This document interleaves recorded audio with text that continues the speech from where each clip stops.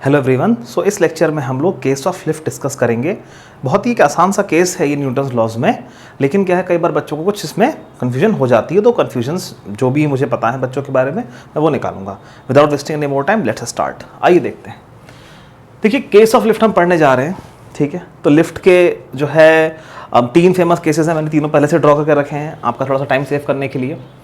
तो एक में क्या देखिए, ये लिफ्ट है या एलिवेटर है और इसमें जो है ये पर्सन बैठा है और पर्सन खड़ा है सॉरी, और ही standing on a weighing machine. ये जो बार दिख रहा है ये वेइंग मशीन है, ठीक है। ये रोप ऑफ द लिफ्ट है और ये एक्सेलरेशन इसका ऊपर की तरफ हो रहा है, ठीक। तो एक्सेलरेटिंग अपवर्ड्स, इसका एक और नाम भी होता है, अभी उसको मैं डिस्कस करूंगा। सो जब लिफ्ट का एक्सेलरेशन ऊपर हो तब हम कहेंगे, तो केस वन अभी हम डिस्कस कर रहे हैं उसके नाम में, ठीक। दूसरे केस में अगर हम लिफ्ट का एक्सेलरेशन नीचे कर दें तो केस टू बन जाता है, जब लिफ्ट नीचे आ रही है, या कहना सही नहीं, लिफ्ट नीचे आ रही है एक्सेलरेशन नीचे हो। मैं बताऊंगा दोनों में क्या बारीकियां। इसमें आ जाइए, रोप ब्रोकन, फ्री फॉल। अगर हम यहाँ पर रोप कट कर दें या ब्रेक कर दें यहाँ से रोप, तो ये फ्री फॉल, जी एक्सेलरेशन से नीचे आएगी लिफ्ट। तो उसका क्या मायना है क्या नहीं, अभी हम सब समझेंगे। आइए देखते हैं।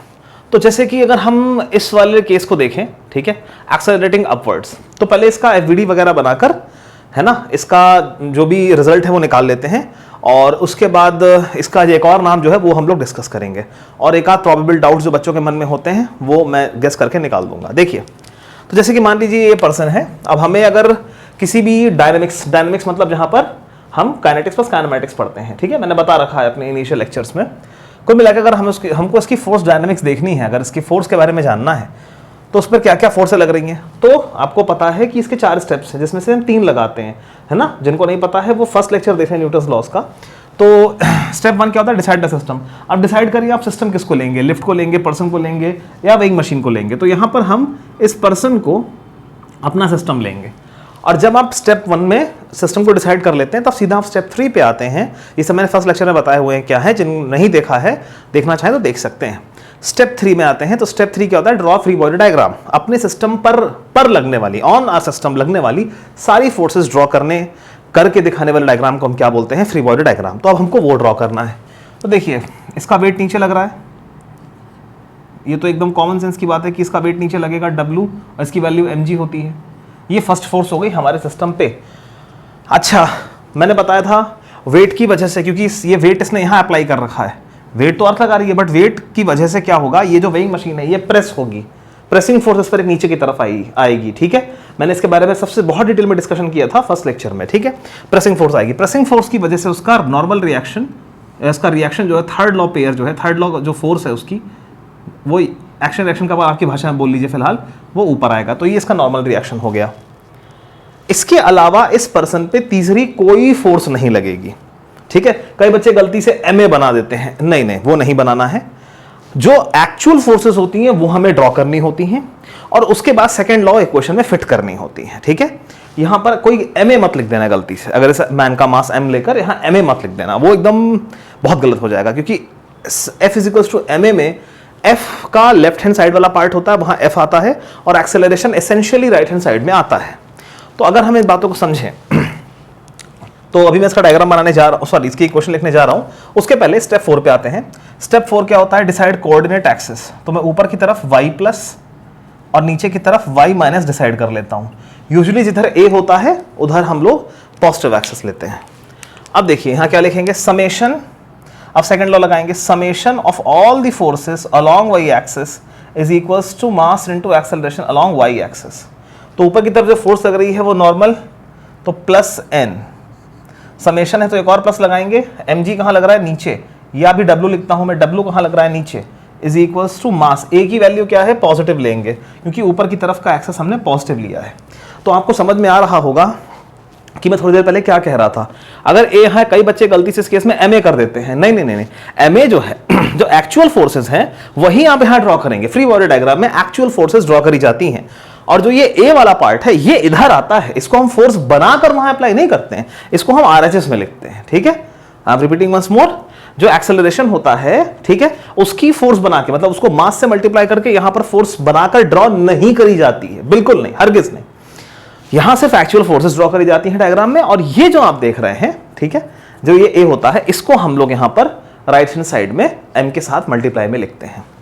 अब देखिए तो यहां से जो नॉर्मल रिएक्शन आएगा वो कितना आएगा, W प्लस ma, या इसी को आप कह सकते हैं N is equals to mg plus ma, ठीक, या इसी को आप कह सकते हैं, अगर आप यहां से m कॉमन ले लें, N is equals to m g plus a, तो ये इसको g इफेक्टिव कुछ लोग बोल देते हैं, जो g प्लस a आप देख रहे हैं इसी को g इफेक्टिव बोल देते हैं कुछ लोग। खैर मैं देख लो सब कुछ फ्रेम में आ रहा है कि नहीं आ रहा, हाँ सब कुछ फ्रेम में आ रहा है। देखिए तो यहाँ पर ये आपका जो सारा सिस्टम मैंने बनाया, ये जो रिजल्ट आया है, ये रिजल्ट क्या कहता है आइए देखते हैं। आप इसी से समझ लीजिए, एक ही तीनों एक ही क्वेश्चन के अलग अलग फॉर्म्स हैं, तो एक ही से ये और लिखा, ये भी और लिखा है, इसी समझ लेते हैं कि क्या मतलब है।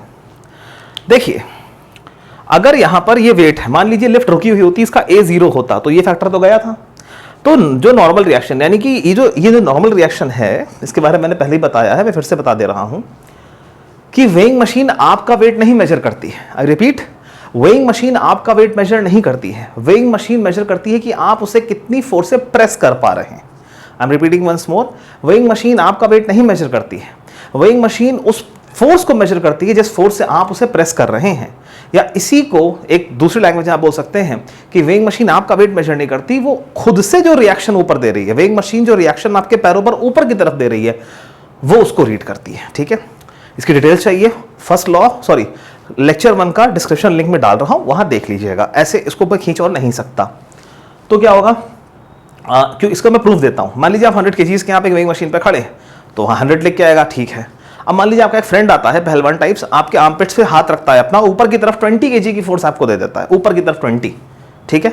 तो वेइंग मशीन में रीडिंग कितनी आएगी, कॉमन सेंस की बात है 80 आएगी। तो अब क्या 80 क्यों रीड कर रहा है, आपका वेट 80 थोड़ी ना, तो वेइंग मशीन 80 क्यों रीड कर रही है, क्योंकि अब 20 kg जो है आपके फ्रेंड ने अपने हाथों पे ले लिया है। अब उस वेइंग मशीन पर जो प्रेसिंग फोर्स आ रही है अब 100 की नहीं आ रही, 80 की आ रही है, और इसीलिए 80 का रिएक्शन आपके पैरों पे आपको मिलेगा, इसीलिए वही रीडिंग जो है वेइंग मशीन कर रही है। तो वेइंग मशीन एन को रीड करती है या हम कहें प्रेसिंग फोर्स को रीड करती है, वो आपके वेट को रीड नहीं करती है। आइए तो यहाँ रीडिंग देखते हैं वेइंग मशीन की कितनी आ रही है। यहाँ पर देखिए जो वेइंग मशीन की रीडिंग है एन, अगर यहाँ पे a 0 होता तो वो वेट के बराबर आ जाती, बट अब क्या हो रहा है, मास तो ऑब्वियसली नेगेटिव नहीं होता, वो तो पॉजिटिव क्वांटिटी है। हम एक्सेलरेशन पे आते हैं, यहाँ पर a भी पॉजिटिव है, so we are adding m into a means we are adding a positive number to already positive weight. हम ऑलरेडी पॉजिटिव वेट पर या वेट पर हम एक पॉजिटिव नंबर ऐड कर रहे हैं, इसका मतलब n बढ़ जाएगा। यहां पर जो रीडिंग आएगी it will be an increased reading, बढ़ी हुई रीडिंग आएगी, ठीक है। और बढ़ी हुई रीडिंग आने का मतलब आप जानते हैं क्या है, ठीक है, इंक्रीज रीडिंग मतलब आपको एक्सेस वेट लगेगा, ठीक है। इसको एक एग्जांपल से समझते हैं, आइए देखते हैं। जैसे कि मान लीजिए एक छोटा सा एग्जांपल लेते हैं, मैं एग्जांपल मिटा दूंगा, यहाँ जगह कम है थोड़ी सी, उस हिसाब से मान लीजिए भाई आपका मास जो है वो 60 kg है, ठीक, या 60, उसको ऐसे कर वेट कर लो, वेट आपका जो वेट है वो 60 kg वेट है। मैं kg वेट एक्सप्लेन कर चुका हूँ प्रीवियस लेक्चर्स में न्यूटन्स लॉज के, और आपकी जो लिफ्ट है ऊपर जा रही है फॉर एग्जांपल 1 मीटर्स पर सेकंड स्क्वायर से, फॉर एग्जांपल, ठीक है। अब क्या होगा, तो अगर वेट है 60 kg वेट, इसका मतलब मास कितना है 60 kg। आइए देखते हैं नॉर्मल कितना आएगा एज पर दिस, वेट कितना है 60 kg वेट, इसमें ऐड करना है m कितना है 60 और ये कितना है 1, तो 60 इंटू 1 अगर आप करें, अब देखिए इसमें गड़बड़ हो रही है क्योंकि ये kg वेट में से हमें कन्वर्ट करना पड़ेगा। देखो तो तुम लोग ऐसे मत समझो इसको, तुम लोग 60 kg वेट है, इसको न्यूटन्स में कन्वर्ट कर लो यार, ज़्यादा बेटर रहेगा। तो 60 इंटू 10 प्लस 60 इंटू 1, तो n कितना आ जाएगा 660 न्यूटन, जबकि आपका रीडिंग आनी कितनी चाहिए थी भाई, आपका अगर मास 60 kg है तो वेट कितना आएगा 60 इंटू 10 600 न्यूटन, ठीक है। तो 600 न्यूटन रीडिंग आनी चाहिए थी, आ कितनी रही है 660 न्यूटन आ रही है। 660 न्यूटन अगर आप केजीज में कन्वर्ट करेंगे बाय 10 कर दीजिए तो 66 kg आएगा। Are you getting my point or not, ठीक है। बहुत ध्यान समझिए, मैं एक बार फिर से बोल रहा हूं, ये 60 kg वेट का मतलब क्या होता है 60 g होता है, g की वैल्यू मैंने लिखी, ठीक है। तो अगर आपका एक्सेलरेशन ऊपर की तरफ ना होता, मतलब ये a 1 नहीं होकर 0 होता, तो आपका नॉर्मल कितना आता 600 न्यूटन। 600 न्यूटन मतलब 10 से डिवाइड करके वापस 60 kg ही आएगा आपके पास, ठीक। तो आपका मास 60 kg वहां दिखाता, या वेट 60 kg वेट दिखाता। अब आपका एक्सेलरेशन 1 ऊपर है, तो इस इक्वेशन के अकॉर्डिंग अब यहाँ पर 6 आपका जो रीडिंग आएगी न्यूटन्स में वो 660 न्यूटन आएगी, और न्यूटन में 660 न्यूटन रीडिंग का मतलब है अगर आप 10 से डिवाइड करें तो इफेक्टिव 66 केजी वेट आपका आ रहा है, 6 केजी बढ़ा हुआ आएगा। देखिए पुराने लेक्चर्स थोड़े से देखने पड़ेंगे, जिन्होंने नहीं देखे हैं तो और ज़्यादा क्लैरिटी आएगी, ठीक है ना। ऐसे अगर आप डायरेक्ट इस वीडियो को देख रहे हैं तो थोड़ी दिक्कत हो सकती है, बट रियलिटी ये है कि मैंने सब बता रखा है पहले। खैर केजी वेट के बारे में, खैर तो देखिए यहाँ पर एक इंक्रीज्ड वेट आता है, तो आई होप इस बात को आप समझ गए हैं। मैं एग्जाम्पल मिटा रहा हूँ और इस पर जो अगली बात है वो करने जा रहा हूँ, तो आई होप उस एग्जाम्पल से आप बात को समझ गए होंगे। अभी हम कुछ क्वेश्चंस भी करेंगे HCV के बैक एक्सरसाइज के, जैसे कि चीज़ें आपको और क्लियर होंगी। तो फिलहाल आप देखें एक्सेलरेटिंग अपवर्ड्स का तो मैं यहाँ बता दिया क्या सिचुएशन है इसकी, ठीक है। अब हम क्या कर रहे हैं, एक बात समझते हैं कि क्यों मैंने इसको पहले अपवर्ड एक्सेलरेशन लिखा था, एक्सेलरेशन अपवर्ड्स लिखा था, एक्सेलरेटिंग अपवर्ड्स नहीं लिखा था। तो ध्यान सुनिएगा, देखिए जब हम फोर्सेस को सॉल्व करते हैं ना फ्री बॉडी डायग्राम बनाकर, तो वहाँ पर जो काइनेमैटिक्स होती है, जो वेलोसिटी होती है, एक्सेलरेशन तो रहता है बट वेलोसिटी स्पीड वगैरह का कोई मीनिंग नहीं होता। आपने देखा होगा हमने जितने भी न्यूटन्स लॉज में क्वेश्चंस करे हैं इस चैनल पर, या आपने जितने खुद करे होंगे, आप नोटिस करिएगा फ्री बॉडी डायग्राम में है ना लगाते वक्त कभी भी आप वेलोसिटी को कंसिडरेशन में नहीं लेते हैं, स्पीड को कंसिडरेशन में नहीं लेते हैं। आपने ये भी देखा होगा कि F = ma में कहीं पर भी v का जिक्र नहीं है, कहीं पे वेलोसिटी नहीं आ रही है, ठीक है। तो वेलोसिटी से फर्क नहीं पड़ता है, इसका क्या मतलब है आइए समझते हैं। देखिए a ऊपर असल में 2 केसेस में हो सकता है। 2 केसेस का मतलब, पहला केस क्या, अगर मान लीजिए अगर लिफ्ट की वेलोसिटी ऊपर है, एक्सेलरेशन ऊपर है, लिफ्ट की वेलोसिटी भी ऊपर है, एक्सेलरेशन ऊपर है, लिफ्ट की वेलोसिटी भी ऊपर है, तो इसका नाम क्या होगा, एक्सेलरेटिंग अपवर्ड्स, ठीक है। तो इसका नाम क्या होगा, एक्सेलरेटिंग अपवर्ड्स। तो मैं यहां लिख दे रहा हूं, क्या कहूंगा, फर्स्ट ए एक्सेलरेटिंग अप लिख दे रहा हूं शॉर्ट में, एक्सेलरेटिंग अपवर्ड्स। अगर छोटा लग रहा हो तो यहां से बता दे रहा हूं। अच्छा एक और केस है, अच्छा इसको थोड़ा सा और समझते हैं कि V ऊपर और A ऊपर जाने का क्या मतलब है। V ऊपर और A ऊपर जाने का क्या मतलब है कि वेलोसिटी ऊपर है और A भी ऊपर है, मतलब आप कहीं ना कहीं ग्राउंड फ्लोर से फॉर एग्जांपल ऊपर की तरफ जा रहे हैं, 3rd floor, 4th floor, 5th floor कहीं भी है, ऊपर की तरफ आप बढ़ रहे हैं, तो क्या होगा, आपकी वेलोसिटी 0 थी, एक्सेलरेशन ऊपर की तरफ लगेगा, मोटर जो है लिफ्ट की स्ट्रिंग में, रोप में फोर्स लगाएगी, है ना, मोटर क्या करेगा, ऊपर की तरफ फोर्स लगाएगा, स्ट्रिंग जो है ऊपर की तरफ फोर्स लगाएगी लिफ्ट पर, तो लिफ्ट में एक्सेलरेशन ऊपर की तरफ आएगा और V भी ऊपर की तरफ बढ़ना स्टार्ट हो जाएगी। तो आप रुके हुए थे, A ऊपर आएगा और V को भी ऊपर करता चला जाएगा, तो इसको हम कहते हैं एक्सेलरेटिंग अपवर्ड्स। और इसमें आप ग्राउंड फ्लोर से ऊपर की तरफ जाते हैं, या फिर 4th फ्लोर से 5th फ्लोर पे जा रहे हैं, या 5th फ्लोर से 15th फ्लोर पे जा रहे हैं, मतलब जब आप ऊपर की तरफ जाना शुरू कर रहे होते हैं तब A ऊपर लगता है और V भी ऊपर ही प्रोड्यूस करता है। बहुत कॉमन सेंस की बात है, आप समझ गए होंगे, प्रैक्टिकल लाइफ से जुड़ के देखिए। एक और केस है, लेकिन आप समझिए इस चीज को, उस केस में क्या होता है, वेलोसिटी नीचे होती है और A ऊपर होता है, ये कॉम्बिनेशन, वेलोसिटी नीचे होती है और एक्सेलरेशन ऊपर होता है। इस बात का क्या मतलब है, देखिए समझिए, अगर आप, इसका नाम मैं बाद में लिखता हूं, पहले इसको समझा दो जरा। अगर मान लीजिए आप 5th फ्लोर से चालू हुए थे और ग्राउंड फ्लोर पे अब आने वाले हैं, ग्राउंड पे बस पहुंचने ही वाले हैं, तो जब आप चालू हुए थे तो नीचे की तरफ स्पीड आ रही थी ना, नीचे की तरफ, सीधी बात है, आप ऊपर से नीचे आए तो स्पीड नीचे की तरफ थी। अब आप 2nd या 1st फ्लोर पे हैं और ग्राउंड तक आते आते आपको रुकना है, क्या करना है, ऑब्वियसली रुकना है भाई, कुछ तो स्पीड है ना आपके पास। जब आप 5वें फ्लोर से या 3रे फ्लोर से नीचे की तरफ बढ़ रहे थे, कुछ तो स्पीड थी ना, भाई कम थी बट कुछ तो स्पीड थी ना। अब इस स्पीड को क्या करना है, रुकना है, क्या करना है, रुकना है। तो रोकने के लिए ब्रेक लगाने पड़ेंगे ना।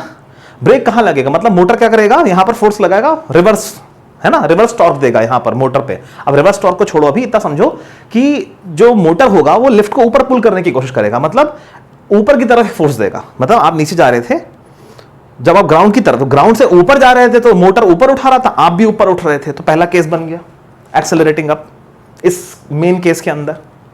तो जब आप ऊपर जा रहे, मोटर भी ऊपर ताकत लगा रहा था, मतलब A ऊपर लगा रहा था, आप भी ऊपर जा रहे थे। अब क्या हो रहा है, आप नीचे आ रहे हैं और मोटर को आपको रोकना है, तो मोटर ऊपर फोर्स लगाएगा। यानी कि एक केस ये भी बनता है कि जब आप ग्राउंड से ऊपर नहीं, ग्राउंड की तरफ आ रहे हैं, ग्राउंड या मतलब किसी भी हायर फ्लोर से लोअर फ्लोर की तरफ आ रहे हैं, तो जहां लिफ्ट को रोकना है तो वहां पर क्या होगा, तुरंत मोटर ऊपर की तरफ फोर्स लगाएगा, मतलब ऊपर की तरफ एक्सेलरेशन लाएगा। तो आप नीचे हैं, मान लीजिए 5th फ्लोर से ग्राउंड फ्लोर पे आ रहे हैं लगातार, अब ग्राउंड पे आके ब्रेक लगना है। ब्रेक मींस व्हाट, एक्सेलरेशन ऊपर, लेकिन आपका मूवमेंट किधर है, और ग्राउंड पे आते झटके से तो ब्रेक लगेगा नहीं, पहले फ्लोर के बाद ही ब्रेक लगना शुरू हो जाएगा। यानी कि आप लास्ट ग्राउंड की तरफ जब आ रहे थे तो आपकी वेलोसिटी नीचे थी बट एक्सेलरेशन ऊपर था। आपकी वेलोसिटी नीचे थी, ठीक है, उसको रोकने के लिए एक्सेलरेशन ऊपर लगाया गया, एक तरह का एक काइंड का ब्रेक लगाया गया। तो ये आपका ब्रेक की तरह काम करेगा। I hope you are getting the point. और ये फर्क नहीं पड़ता है लिफ्ट में या सॉरी न्यूटन्स लॉज में कि आपकी v किधर थी, सिर्फ इससे फर्क पड़ता है कि एक्सेलरेशन किधर है। तो एक्सेलरेशन इन दोनों ही केसेस में ऊपर है, इसीलिए दोनों की इक्वेशन 100% सेम बनेगी। मैं फिर रिपीट कर रहा हूं, जैसा कि आप लोग जानते हैं कि न्यूटन्स लॉज में फ्री बॉडी डायग्राम वगैरह बनाते वक्त केवल हमें फोर्सेस और एक्सेलरेशन से मतलब होता है, वेलोसिटी से कोई मतलब नहीं होता है।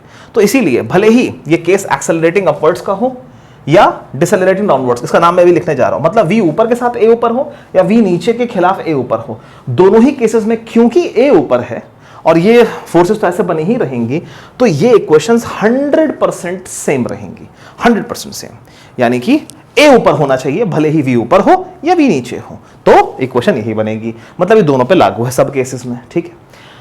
तो इसमें क्योंकि v भी ऊपर था और आप भी ऊपर जा रहे थे, मतलब a भी ऊपर था v भी ऊपर था, तो इसका नाम था एक्सेलरेटिंग अपवर्ड्स।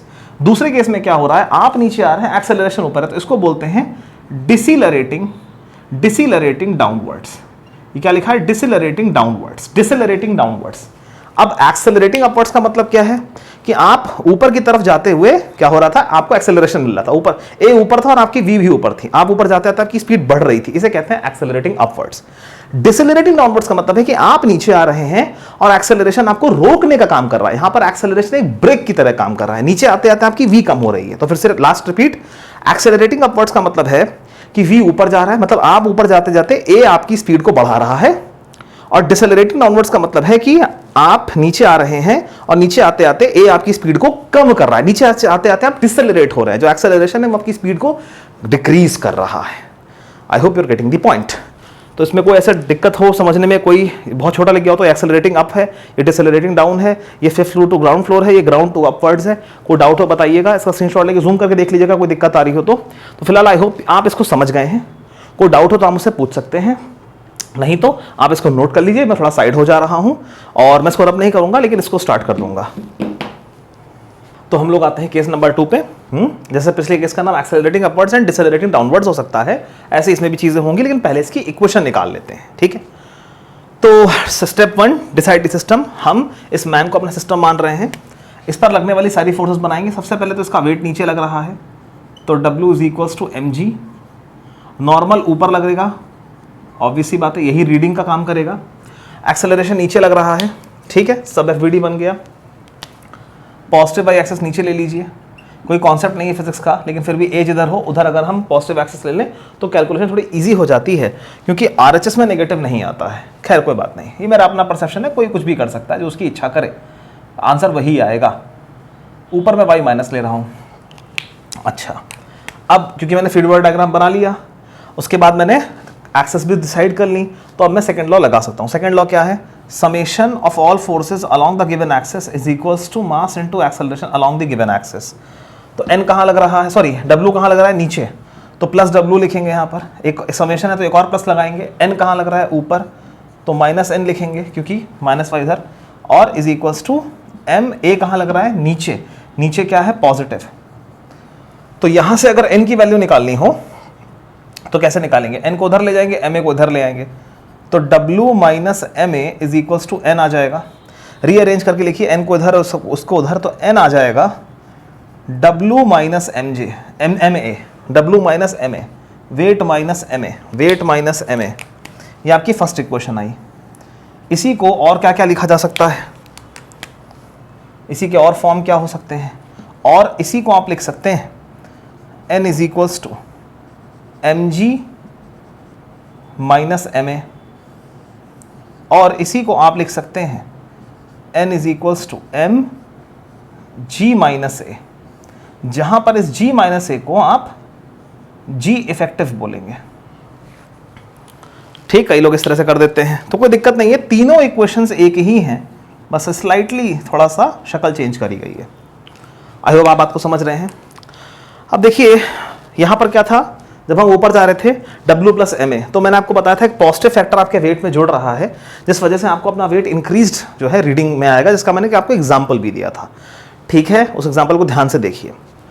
ठीक है, तो ये इंक्रीमेंट हमें बताना भूल गया था। जब हम ऊपर जाते हैं लिफ्ट में तो क्या होता है, हमें यहाँ पर एक पियर्सिंग सेंसेशन होता है। जब लिफ्ट ऊपर जाती है तो हमें एब्डोमेन पे एक पियर्सिंग सेंसेशन होता है, तो वो वही इंक्रीमेंट की फीलिंग हमें आ रही होती है।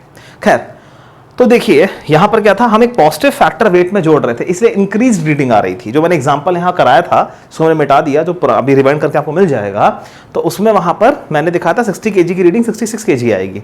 ठीक वैसे यहाँ पर क्या हो रहा है, एक पॉजिटिव फैक्टर को आप वेट से माइनस कर रहे हैं, आप सब्ट्रैक्ट कर रहे हैं, तो जिस वजह से आपकी जो रीडिंग आएगी वो एक्चुअल से कम आएगी। मतलब यहाँ पर एक आपको डिक्रीज रीडिंग मिलेगी, आपको एक डिक्रीज रीडिंग मिलेगी। ठीक है, तो कम रीडिंग मिलेगी। ठीक है, लेस रीडिंग मिलेगी। कितनी मिलेगी, अगर यहाँ पे 60 में 6 जुड़ रहा था तो वहाँ 60 से 6 लेस हो जाएगा। मतलब यहाँ पर 60 kg आपको रीडिंग मिलेगी, 66 kg। मैंने जो एग्जांपल करा था रिवाइंड करके देख लीजिए। और यहाँ पर क्या मिलेगी आपको, 60 - 6 that is 54 kg। So I hope आप बात को समझ रहे हैं, पूरा क्लियर हो गया होगा। ठीक, अब हम उसकी बात पर आते हैं कि अगर V जो है, अगर वो नीचे है और A भी नीचे है, V भी नीचे A भी नीचे, तो इसका क्या नाम रहेगा, एक्सेलरेटिंग डाउनवर्ड्स। क्या रहेगा, ACC, और डाउन लिख दे रहा हूं क्योंकि नीचे जाते जाते स्पीड बढ़ेगी। जैसे कि मान लीजिए आप 5th फ्लोर से नीचे की तरफ जाना चाहते हैं, 3rd फ्लोर या ग्राउंड फ्लोर तक, तो क्या होगा, जैसे ही लिफ्ट की मोटर स्टार्ट होगी, तो आप तो 5th फ्लोर पे थे, रुके हुए थे, अब जैसे ही आप अंदर लिफ्ट किया, लिफ्ट नीचे जाना स्टार्ट होगी, तो क्या होगा, एक्सेलरेशन नीचे की तरफ चालू हुआ, क्योंकि मोटर ने आपको नीचे की तरफ भेजना शुरू किया, तो नीचे की तरफ एक्सेलरेशन आया और आप भी नीचे जा रहे हैं, तो नीचे की तरफ आपकी स्पीड बढ़ेगी, भले ही थोड़ी बहुत बढ़ेगी बट बढ़ेगी। तो इसीलिए उसको हम कहेंगे एक्सेलरेटिंग डाउनवर्ड्स। एक्सेलरेटिंग डाउनवर्ड्स मतलब नीचे जाते जाते स्पीड बढ़ रही है। अच्छा, इसका दूसरा केस भी ट्रू है। मान लीजिए V ऊपर हो और A नीचे हो, तो भी सेम इक्वेशंस बनेंगी। अब V ऊपर है और A नीचे है, तो ये कौन सा केस होगा, समझते हैं। जैसे कि मान लीजिए आप जो है, इसका नाम क्या है मैं बताता हूं, लेकिन इसका एग्जांपल पहले देख लीजिए। जैसे मान लीजिए आप ग्राउंड फ्लोर से ऊपर की तरफ जा रहे थे और कहां पर, 5th फ्लोर पे, तो भैया आप लगातार ऊपर बढ़ रहे थे ना, तो आपके पास एक स्पीड थी, जाहिर सी बात है आप ऊपर की तरफ मोशन में थे। फिर क्या होगा, जैसे ही 5वां फ्लोर आने वाला होगा तो क्या होगा, तुरंत लिफ्ट को रुकना पड़ेगा ना। रुकने का मतलब क्या हुआ, आप ऊपर की तरफ आ रहे थे, अब लिफ्ट को रुकना है, तो जाहिर सी बात है ब्रेक्स नीचे की तरफ लगेंगे। कॉमन सेंस लगा के देखो। ठीक, जब तुम्हें ऊपर से नीचे जाना था तब A नीचे था और तुम भी नीचे जा रहे थे, बट अब तुम ऊपर आ रहे हो और तुम्हें रोकना है, तो ऑब्वियसली A उसके रिवर्स डायरेक्शन में आएगा, मतलब ऐसे आएगा। तो यानी कि जब तुम ग्राउंड फ्लोर से चल गए, चलते चलते 5वें पे, बस 5वां यहां पर आने ही वाला है, तो क्या होगा, जो मोटर है वो नीचे की तरफ ब्रेक लगाएगा, मतलब A नीचे आएगा, तो तुम ऊपर इसको टच करने वाले होगे तो A नीचे हो जाएगा, तो तुम्हें रोकने की कोशिश करेगा वही A। सेम A तुम्हें रोकने की कोशिश कर रहा है, तो इसीलिए यहां पर इसको नाम दिया जाता है डिसिलरेटिंग अपवर्ड्स। मतलब ऊपर आते आते, ये क्या था, डिसिलरेटिंग डाउनवर्ड्स, मतलब नीचे आते आते स्पीड कम हो रही है। यहां पर है डिसिलरेटिंग अपवर्ड्स, मतलब ऊपर पहुंचते पहुंचते स्पीड कम हो रही है। ठीक है, ये इनके सेकंड नेम्स हो गए। यहां एक्सेलरेटिंग डाउनवर्ड्स मतलब नीचे आते आते स्पीड बढ़ रही है, इसका एक्सेलरेटिंग अपवर्ड्स मतलब ऊपर जाते आते स्पीड बढ़ रही है।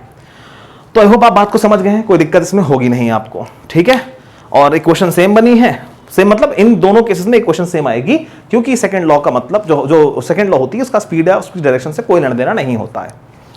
अब हम आते हैं रोप ब्रोकन या फ्री फॉल। अब रोप ब्रोकन में क्या होगा, देखो आफ्टर ऑल A की वैल्यू, केस यही है, देखो कुछ चेंज नहीं, केस यही है, बस क्या हुआ है, A की वैल्यू G आ गई है, तो बस इक्वेशन यही उठाओ, N = W - ma, और A की जगह G रख दो, तो क्या हो जाएगा, W की वैल्यू क्या, mg, A की वैल्यू क्या है, mg, mg - mg क्या हो गया, 0, नॉर्मल रिएक्शन 0 हो गया। अरे कॉमन सेंस की बात है ना यार, कि अगर ये मार्कर इसके ऊपर रखा है यहां पर, ठीक ऐसे करके रखा हुआ है इसके ऊपर, तो प्रेस करेगा ना, लेकिन दोनों को अगर मैं यूं करके छोड़ दूं, ऐसे करके छोड़ दो, इमेजिन करो दो किताबों को, एक किताब के ऊपर दूसरी किताब रखी हुई है, तो ये इसको कहीं ना कहीं प्रेस करेगी ना, इसके ऊपर लदी हुई है, आसान भाषा में समझो, लोडेड है उस पर। बट अगर मैं दोनों बुक्स को यूं छोड़ दूं तो क्या होगा, देखो ऐसे करके छोड़ दूं तो क्या होगा, बस उन दोनों के बीच में चलते चलते एक टच हो सकता है, एक फेदर टच हो सकता है, बट ये इसको प्रेस नहीं कर पाएगी क्योंकि दोनों एक ही एक्सेलरेशन, एक ही जी से नीचे जा रहे हैं। ठीक, बात समझ में आ रही है? क्योंकि जब हम इनको फ्री फॉल कह देंगे, दोनों को छोड़ देंगे एक साथ, तो क्या होगा, ऐसे करके देखो क्या होगा, दोनों एक ही सेम एक्सेलरेशन से नीचे आ रहे हैं, और सेम एक्सेलरेशन से नीचे आ रहे हैं तो दोनों एक दूसरे के रिस्पेक्ट में रेस्ट पे रहेंगे। रेस्ट मतलब कुल मिलाकर यहाँ पर प्रेसिंग फोर्स नहीं आएगी, क्योंकि इसकी टेंडेंसी नीचे जाने की और इसकी रुकने की नहीं है। ये जब ये रुका हुआ होता, ये बुक रुकी हुई होती और ये नीचे आना चाह रही थी, तब प्रेस करती। अब दोनों ही नीचे आ रही हैं तो जाहिर सी बात है कि जस्ट फेदर टच होगा, प्रेसिंग इन्वॉल्व नहीं होगी, इसलिए नॉर्मल नहीं आएगा। अच्छा, इसको प्रैक्टिकल सेंस में समझते हैं कि हम एक ट्रेन में बैठे हैं, ट्रेन में हम हमेशा अपने को पैसेंजर्स को रुका हुआ पाते हैं, एट रेस्ट पाते हैं। क्यों? क्योंकि ट्रेन जो वेलोसिटी से ट्रेन चल रही है उसी वेलोसिटी से वो चल रहा है पैसेंजर, मैं भी चल रहा हूं, तो मैं उसको हमेशा रुका हुआ पाऊंगा। जिस एक्सेलरेशन से ट्रेन एक्सेलरेट हो रही है उसी एक्सेलरेशन से मैं एक्सेलरेट हो रहा हूं, इसीलिए मैं उसको हमेशा एट रेस्ट पाऊंगा। तो इसीलिए यहां पर क्या होता है, रोप ब्रोकन तो फ्री फॉल, फ्री फॉल मतलब नॉर्मल जीरो। आपका जो वेइंग मशीन है, क्योंकि आपके पैरों का उससे फेदर टच बचा है, क्योंकि वो भी नीचे आ रही है मशीन और आप भी सेम जी से नीचे आ रहे हैं, तो इस वजह से कोई प्रेसिंग इन्वॉल्व नहीं होगी और रीडिंग उसकी जीरो आएगी। तो आई होप आप बात को समझ गए हैं। तो आपका केस ऑफ लिफ्ट मैंने करा दिया, ठीक है। थोड़ी घिसपिच अगर आपको लगे मुझे बता दीजिएगा, तो मैं थोड़ा सा इसको एक एक करके अलग से बना दूंगा, ठीक है। तो वैसे कोई दिक्कत होनी तो नहीं चाहिए, थोड़ी घिसपिच जरूर है, बट यहाँ लाइन डिमार्केटेड है क्लियरली आपके लिए, ठीक। तो आई होप आपको कोई दिक्कत नहीं होगी, ठीक है। इसमें अब हम इसके कुछ एग्जांपल्स पे आते हैं, 3-4 क्वेश्चन हम अच्छे से करेंगे HCV केस के, ताकि हमारे कॉन्सेप्ट क्लियर हो पाए। और तो मैं उसको आप वीडियो पॉज करके नोट कर लीजिएगा, मैं साइड हो जा रहा हूँ, और उसके बाद हम लोग अभी तुरंत में क्वेश्चन लेके आता हूँ उसके। सो आइए हम लोग अपने एग्जाम्पल 1 पे आते हैं, केस ऑफ लिफ्ट को अच्छे से समझने के लिए। और ये जो केस ऑफ लिफ्ट का ये एग्जाम्पल 1 में करा रहा हूँ, क्वेश्चन 13 जो NLM है उसका चैप्टर पेज 80 पर, उसका ये क्वेश्चन नंबर 13 है, जिसको मैं सॉल्व करने जा रहा हूँ। और 14-15 तक देखते हैं, आगे 16 भी देखते हैं, लेकिन ये है कि हाँ 2-3 तो करूँगा ही। देखिए पार्ट्स काफ़ी होंगे अगले वालों में। तो देखिए ये जो क्वेश्चन है, ठीक है, इसमें क्या बोल रहा है कि ये एक लिफ्ट है, लिफ्ट में एक नीचे ब्लॉक बी है, मतलब वेइंग मशीन की जगह इन्होंने एक ब्लॉक बी रख दिया है जिसका मास नहीं दिया है। उसके ऊपर मैन की जगह इन्होंने क्या किया, ब्लॉक ए। तो बात वही है, मैन और वेइंग मशीन की जगह इन्होंने ब्लॉक ए ब्लॉक बी कर दिया। ब्लॉक ए का वेट है 0.5 kg और एक्सेलरेशन 2 मीटर पर सेकंड का नीचे दिया। अब ये बोल रहे हैं find the force, find the force, find the force by which the block A, by which the block A presses block B. मतलब प्रेसिंग फोर्स पूछी है, जैसा कि मैंने आपको बताया था, ठीक है। जैसे मान लीजिए ब्लॉक ए है, तो ब्लॉक ए क्या करेगा, जब कांटेक्ट में आएगा तो ब्लॉक बी को नीचे प्रेस करेगा, इसको हम नॉर्मल से प्रेस करता है, तब ये बी क्या करेगा, इसके ऊपर एन ऊपर लगाएगा। तो ये प्रेसिंग फोर्स जिनको नहीं क्लियर है, प्लीज़ मेरी रिक्वेस्ट है, उसके बिना क्वेश्चन में मज़ा नहीं आएगा। मैं न्यूटन्स लॉज ऑफ मोशन का जो फर्स्ट लेक्चर था उसका लिंक डिस्क्रिप्शन में दे रहा हूँ, प्लीज़ उसको देखिए, प्रेसिंग फोर्स को समझिए कि क्या होता है, क्योंकि आपके में नॉर्मल बहुत ज़्यादा इन्वॉल्व है आपके मैकेनिक्स में। तो इसीलिए इस नॉर्मल को जानने के लिए इसका सही में होता नहीं है, ये रिएक्शन है किसका, एक्शन का। एक्शन क्या, प्रेसिंग फोर्स। प्रेसिंग फोर्स क्या होता है, प्लीज़ जाके समझिए, है ना। जिन्होंने देख रखा है वो तो समझे हुए हैं, और जिन्होंने नहीं देखा है वो देख लें। और फिलहाल के लिए आप इतना समझ लीजिए कि ये जो कह रहा है ना कि ए बी को कितनी ताकत से प्रेस करेगा, उसका मतलब कुल मिला के नॉर्मल पूछ रहा है, इतना समझ लीजिए। जिन्होंने देख रखा है लेक्चर वो तो जान ही रहे मैं क्या कह रहा हूँ, जिन्होंने नहीं देखा नॉर्मल समझ लीजिए फिलहाल। तो आप जानते हैं इसका सोल्यूशन क्या होगा, बहुत अच्छे से जानते हैं। मैंने आपको बताया था ये कौन सा केस है, लिफ्ट एक्सेलरेटिंग डाउनवर्ड्स, ठीक है। उसने यहाँ पर बोला भी है कि डिसेंडिंग लिफ्ट, उसने कहा है डिसेंडिंग कर रही है, डिसेंड मतलब नीचे की तरफ आ रही है, तो ये डिसेंडिंग डाउनवर्ड्स का केस है, ठीक है। अब ए नीचे हो तो जो भी हो, ए अगर नीचे है तो जाहिर सी बात है उसमें सेकंड केस लगेगा। सेकंड केस क्या होता है, normal is equals to W minus MA। तो यहाँ पर यही हमको फाइंड करना है। वेट हमें पता है M mass of A into G minus mass of A he obviously लेंगे इंटू A। तो यहाँ नॉर्मल क्या हो जाएगा, MA कितना है 0.5 इंटू G कितना हो गया 10 माइनस 0.5 और एक्सेलरेशन कितना दिया है आपको 2, तो इससे 0 से ये 5 आ जाएगा और 2, तो ये हो जाएगा आपका 5 माइनस 1 दैट इज 4 न्यूटन। तो ये आपका आंसर हो गया 4 Newton, this is your answer. I hope आप समझ रहे होंगे, कोई आपको दिक्कत नहीं हो रही होगी, ठीक है। बस रिवाइंड करके देख लीजिए, है ना। वीडियो लेक्चर पढ़ते समय जो चीज़ से पढ़ाई जाया करे, जैसे कि मैंने केस 2 पढ़ाया था, तो उसको पढ़कर फिर पॉज करके अच्छे से नोट्स बना लीजिए, उसको खुद एग्जामिन करिए, उसके बिना समझ में नहीं आएगा। मेरी बात ध्यान सुनिए, जैसे एक टॉपिक खत्म हुआ, मान लीजिए केस 2 ऑफ लिफ्ट खत्म हुआ, तो आप क्या करिए, उसको पॉज कर दीजिए वीडियो को, ठीक, कॉपी पेन लेके बैठिए, उसको पूरा रीड कर, उसको पूरा आप नोट्स बनाइए और उसको एग्जामिन करिए अपनी तरफ से। जो बात समझ में ना उसको रिवाइंड करके जाके देखिए। क्लास में ही तो आप करते हैं, आप डाउट पूछ लेते हैं, यहाँ पर डाउट पूछ नहीं सकते, तो टीचर करता क्या, रिपीट करता है। तो यहाँ डाउट नहीं पूछ सकते तो कम से कम रिवाइंड तो कर सकते हैं, तो उससे समझ में आ जाएगा। तो केस 2 आप जरा अच्छे से तरह देख लें, समझ लें, उसमें वैल्यू डालेंगे, आंसर आ जाएगा। आई होप आपको कोई दिक्कत नहीं हो रही है इसको समझने में। तो इसको आप वीडियो पॉज करके नोट कर लेंगे। मैं साइड हो जा रहा हूँ ताकि बोर्ड पूरा आपके सामने आ जाए और फिर मैं अगला एग्जाम्पल आपको करवाता हूँ। आइए हम लोग अपने एग्जाम्पल नंबर 2 पे आते हैं। ये एग्जाम्पल नंबर 2 अपने आप में 6 एग्जाम्पल्स का कॉम्बिनेशन है। देखिए इसके आपके F तक जा रहे हैं पार्ट्स, यानी कि 6 पार्ट्स हैं, और ये आपको पूरी क्लैरिटी दे देगा कि मैंने क्या क्या आपको पढ़ाया है। देखिए ये क्वेश्चन 14 है HCV के न्यूटन्स लॉस का, चैप्टर का, पेज 80। खैर क्वेश्चन ये है कि आपके पास ये लिफ्ट है और इन्होंने क्या किया, टेंशन और मास और पेंडुलम बॉब के कॉम्बिनेशन को दिया है। देखिए फर्क नहीं पड़ता उससे, ठीक है।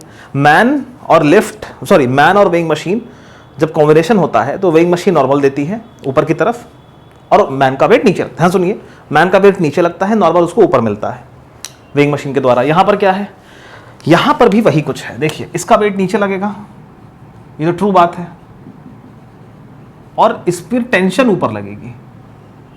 तो देखिए यहाँ पर भी सेम सिचुएशन आ रही है कि नहीं आ रही, देखिए डिट्टो सेम सिचुएशन आ रही है कि नहीं आ रही है। मैन का वेट नीचे, वेइंग मशीन का नॉर्मल ऊपर, तो n माइनस mg या mg माइनस m कॉम्बिनेशन बनता था। ठीक है, ऐसे यहाँ पर हो रहा है, वेट नीचे टेंशन ऊपर, तो n की जगह बस t आ गया, बाकी सब कुछ सेम है। पहले तो मैं क्लियर करना चाहता हूँ। अब हम आते हैं एक एक पार्ट पे। चलिए पार्ट 1 पे आते हैं। पार्ट ए में क्या कह रहा है, जब ये लिफ्ट जा रही है ऊपर with an acceleration of 1.2 metres per second. आप बहुत अच्छे से जानते हैं ऊपर जाने का जो केस होता है वो क्या होता है, n is equals to mg plus ma।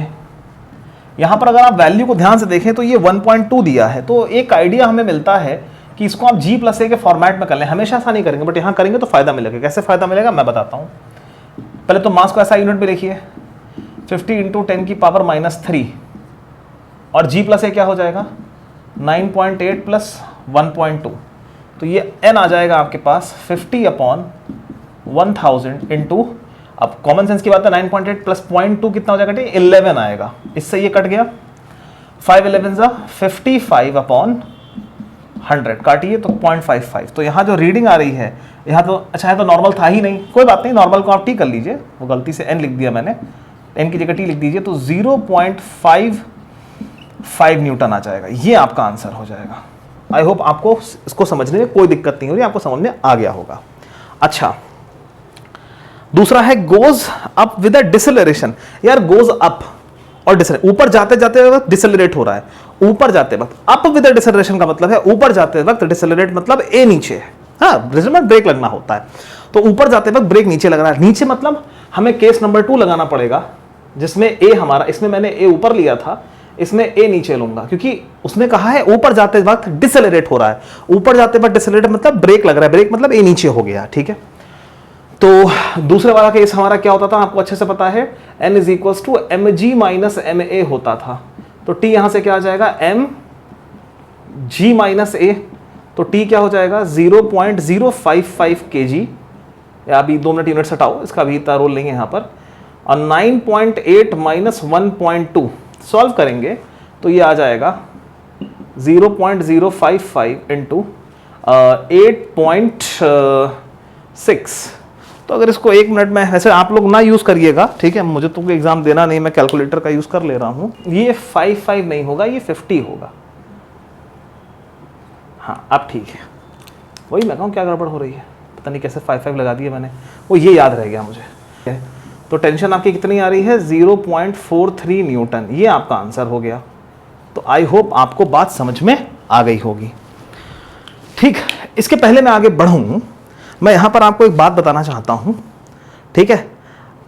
मैं देखूँ फ्रेम में सबको सही चल रहा है, ठीक, अकेले शूट करता हूँ तो इसीलिए। देखो इसमें एक चीज़ मैं बताना चाहता हूँ, मैंने जैसा कि आपसे कहा लिफ्ट ऊपर जा रही है कि नीचे, उससे फ़र्क नहीं पड़ता, एक इधर है उससे फ़र्क पड़ता है, ठीक। हमारे पास 6 पार्ट्स हैं, एक काम करते हैं, देखते हैं किन किन पार्ट्स में ए ऊपर है और किन किन पार्ट्स में ए नीचे है। जिन जिन पार्ट्स में ए ऊपर है और जिन जिन पार्ट्स में ए नीचे, उनके आंसर्स आइडेंटिकल आएंगे, तो उनको बार बार निकालने की ज़रूरत नहीं। आइए देखते हैं। तो हमने ए और बी तो कर लिया, अब है goes up with a uniform velocity, तो यूनिफॉर्म वेलोसिटी तो अलग केस हो गया, इसको बाद में करेंगे। अब कह रहे हैं goes down with an acceleration, अब डाउन जा रहा है कि अप, बहुत ध्यान समझना, उससे फर्क नहीं पड़ता, लेकिन डाउन विद एन एक्सेलरेशन का मतलब है ए नीचे। डाउन विद एन एक्सेलरेशन ए नीचे का मतलब हो गया कि इसमें भी ए नीचे है ना, goes down with an acceleration, नीचे आते स्पीड बढ़ रही है, तो इसमें भी क्या होगा, ए नीचे बनेगा, तो ये बी का भी हो गया और ये आपका डी का भी सोल्यूशन हो गया। देखिए दो पार्ट्स हो गए, एक तीर से दो निशाने। डी का भी आंसर चेक कर लेता हूं मैं, हाँ सेम आ रहा है। अब हम आते हैं, तो डी हो गया। अब हम आते हैं ई पर, goes down with a deceleration. Goes down with a deceleration का मतलब क्या हुआ कि नीचे जाते जाते, डिसेलरेट मतलब ब्रेक लग रहा है, नीचे जाते जाते ब्रेक लग रहा है, ब्रेक लगना मतलब ए ऊपर, ए ऊपर क्या, गोज डाउन नीचे जा रहा है बट डिसेलरेशन, और डिसेलरेशन मतलब ऊपर की तरफ ब्रेक लग रहा है, उल्टी तरफ मतलब ब्रेक लग रहा है, ब्रेक तो हमेशा उल्टी तरफ लगता है, तो नीचे आते आते अगर ब्रेक लग रहा है मींस रिवर्स डायरेक्शन में एक्सेलरेशन आ रहा है, रिवर्स मतलब ऊपर की तरफ, तो नीचे जाते वक्त अगर डिसेलरेट हो रहा है मतलब ए ऊपर आ रहा है, और ए ऊपर आने का मतलब ये ई का भी सोल्यूशन एज इट इज हो जाएगा। ठीक है, मैं आंसर चेक करके बता दे रहा हूं आपको, 0.55 न्यूटन बिल्कुल सही आया। तो ये आपके देखिए 4 पार्ट्स हो गए। अब देखिए ई, अभी डी और सॉरी ये सी और एफ के भी सेम पार्ट्स होंगे, क्यों होंगे, देखिए बहुत ध्यान समझिए। अगर ए है ही नहीं, मैंने आपको पहले ही बताया था कि अगर ए है ही नहीं तो चाहे अगर ए ही नहीं है, अगर कांस्टेंट स्पीड है, अगर ए है ही नहीं तो आप समझिए सी और एफ का भी आंसर सेम होगा। वो क्या होगा, मैं रेड से कर दे रहा हूं, अगर ए है ही नहीं तो टी बराबर एम जी, खत्म कहानी, क्या सोचना उसमें, ठीक है ना। तो टी बराबर एम जी कितना होगा, एम कितना है, ये इसको आप सॉल्व करेंगे तो ये कितना आएगा 0.050 और इंटू 9.8, अगर आप इसको मल्टीप्लाई करें कुछ 49 या 0.49 न्यूटन करके आएगा। मैं एक बार करके दिखा देता हूँ आपको, कितना है 0.050 इंटू 9.8, 0.49 न्यूटन, किसका, सी और एफ का 0.49 न्यूटन। हाँ देखिए बिल्कुल सही, एग्जैक्ट आंसर आ रहा है 0.49 न्यूटन सी और एफ का, ये देखिए आंसर हो गया। तो आई होप आप बात को समझ गए होंगे। कोई चीज, कोई कहीं भी कोई टॉपिक मतलब समझाते वक्त कोई पार्ट समझ में नहीं आ रहा हो, तुरंत उसको वहां पॉज करके एक बार देखिए, समझिए, फिर उसको अगर तभी समझ में ना तो रिवाइंड करिए और नोट्स को रेफर करिए, तो आएगा समझ, थोड़ा सा आराम से उसको। वीडियो लेक्चर देखने का तरीका जो है थोड़ा समझिए उस चीज़ को, ठीक है। मुझे टिप्स चाहिए हो तो आप बता सकते हैं, मैं आपको वीडियो बना के दे दूंगा। तो फिलहाल इस क्वेश्चन में बहुत सारी चीज़ें कवर हो गई, मैंने हर बात को जितना हो सकता था समझाने की कोशिश करी। कोई डाउट है तो आप मुझे बता सकते हैं, है ना, और मैं उसको जवाब दे दूंगा आपका। फिलहाल आप इसको नोट करें पॉज करके वीडियो, मैं साइड हो जा रहा हूँ ताकि पूरा स्पेस आपको दिख जाए नोट करने के लिए। फिर हम अपने एक लास्ट एग्जाम्पल पे आते हैं। देखिए क्वेश्चन नंबर 15 हम लोग एचसीवी का करने जा रहे हैं, जिसको कि मैं अपना एग्जाम्पल 3 बना रहा हूँ इस लेक्चर में, ठीक है। ये क्वेश्चन 15 है आपका एचसीवी का, page number 80, HCV part 1 Newton's loss chapter, और काफ़ी बड़ा ऐसे लिख दिया है इन्होंने, मैं यहाँ लगा दे रहा हूँ, आप लोग इत्मीनान से पढ़ लीजिए, क्योंकि मैं इसको चलिए आप देखिए, क्योंकि क्या है कि मैं इसको पूरा रीड नहीं करूँगा, इसमें मतलब क्या लिखा वो आपको बताऊँगा सीधे, ठीक है। आप लोग इसको पॉज करके रीड कर लीजिए, ठीक। अब मैं सीधे आता हूँ इसके मतलब पर। वो कह रहा है कि एक लिफ्ट है जिसको पहले एक्सेलरेट करके ऊपर की तरफ ले जाया गया, फिर कुछ देर यूनिफॉर्म वेलोसिटी से चलाया गया, फिर उसके बाद उसको फाइनली डिसेलरेट किया गया। इस पूरे प्रोसेस में जो उसकी मैक्सिमम रीडिंग आई थी, ठीक है, मैक्स रीडिंग जो वेट की आई वो आई 72 kg, यानी कि 72 g ये वेट आएगा कि g से मल्टीप्लाई करेंगे, और जो मिनिमम रीडिंग आई वो कितनी आई 60 kg, यानी कि 60 g उसका मिनिमम वेट, रीडिंग मतलब मिनिमम वेट आया। अच्छा, अब वो कह रहा है कि बताइए इसका ट्रू वेट क्या है। तो ट्रू वेट समझिएगा बात को कैसे निकलेगा। देखिए सीधी सी बात है, मैक्सिमम रीडिंग कब आएगी, जब वेट इंक्रीज होगा। वेट कब इंक्रीज होता है, अपवर्ड एक्सेलरेशन में। अपवर्ड एक्सेलरेशन की इक्वेशन याद करिए, मैंने आपको बताया था n = w + ma फर्स्ट, और उसने कहा है a सेम है, ये तो n मैक्स हो गया। अब n min के लिए मैंने आपको बताया था जब a नीचे की तरफ हो, यानी कि w - ma, ये दो कंडीशंस मैंने आपको बताई थी, ठीक है, यही है। अब इसमें n मैक्स की वैल्यू उसने क्या दे रखी है, ये आपको दिख रही है 72 g, n min की वैल्यू क्या दे रखी है 60 g, पुट कर दीजिए। मेरे एक्चुअली ब्लैक इंक खत्म हो गई है तो इसी से काम चलाना पड़ेगा। n मैक्स कितना है 72 g = w + ma, n min क्या है 60 g, w - ma, ये माइनस कर दीजिए, 72 g और 60 g कितना हो जाएगा 132 g = 2 mg कर लीजिए यहाँ से, तो G से G कट गया, 2 1 जा 266, तो मास की वैल्यू यहाँ से 66, तो ट्रू जो वेट है या ट्रू जो मास है वो कितना है 66 kg। ठीक है, तो true weight of the person अगर हम केजीज में एक्सप्रेस करें मास तो 66 kg, ट्रू मास 66, ट्रू वेट 66 kg वेट, क्योंकि 72 kg वेट जब उसका वेट आ रहा था तो मास उसके करस्पॉन्डिंग 72 kg आता और इसके करस्पॉन्डिंग 60 kg आता, तो ट्रू मास यहाँ से पता नहीं चल रहा था, तो पहले ट्रू वेट निकालेंगे, वो 66 kg वेट आएगा, जी कट गया तो मास भी 66 kg आ गया। आई होप आपको बात समझ में आ रही होगी। पार्ट 1 का आंसर है। देखिए इतना बड़ा क्वेश्चन था, कितनी आसानी से सॉल्व हो गया, सॉल्व हो ही गया। अब आप क्या करिए 66 को यहाँ डाल दीजिए इक्वेशन 1 में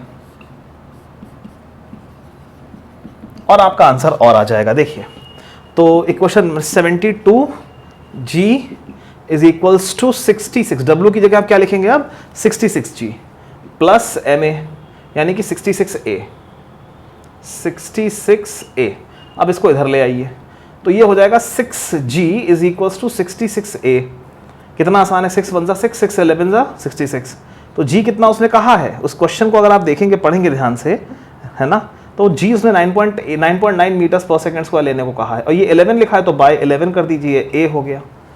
तो फाइनली A की वैल्यू आ रही है आपकी 9.9/11 मीटर्स पर सेकंड स्क्वायर, तो 11 1 जा 11 9 जा 99 होता तो 0.9 आ जाएगा, तो एक्सेलरेशन की वैल्यू 0.9 मीटर्स पर सेकंड स्क्वायर आ गई। ये आपका आंसर 2 हो गया। आई होप आपको कोई दिक्कत नहीं हो रही उसको समझने में। तो देखिए कितना बड़ा ऐसे जैसा क्वेश्चन था, लेकिन अगर आपको अपने कॉन्सेप्ट मजबूती है या आपने अच्छे से पढ़ रखा है तो कितनी आसानी से सबसे छोटा क्वेश्चन तो यही निकला। तो आई होप आप बात को समझ रहे होंगे, आपको ये पूरा केस ऑफ लिफ्ट समझ में आ गया होगा, है ना। कोई दिक्कत हुई होगी तो आप बेशक कमेंट्स करिए, मैं उसको किसी ना किसी तरह से, चाहे वो वीडियो के थ्रू बताऊँ यूट्यूब पे या कोई स्काइप या जूम क्लास लेके बताऊँ या कैसे भी बताऊँ, आपको बता दूंगा मैं। उसके लिए पूरा फुल सपोर्ट है। तो आप इसको अच्छे से नोट करिए। अभी मैं साइड हो जाऊंगा तो पॉज करके नोट कर लीजिएगा और अगले पार्ट का वेट करिए लेक्चर का। Okay, thank you for watching. Okay, all the best.